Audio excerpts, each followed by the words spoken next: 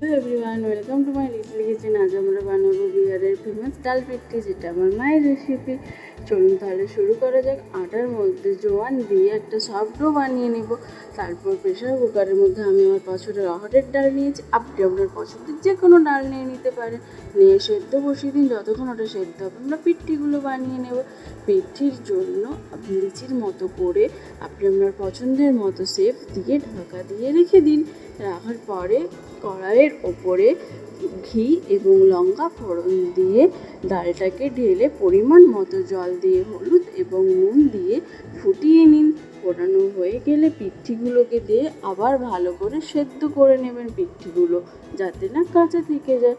নামানোর আগে গরম মশলা দিয়ে সার্ভ করে নিন আমাদের ফেমাস বিহারের ডাল পিঠি। অ্যান্ড এটা বানানো খুবই সহজ এবং খুব তাড়াতাড়ি এটা রেডি হয়ে যায়। সবাই ভালো থাকবেন, সুস্থ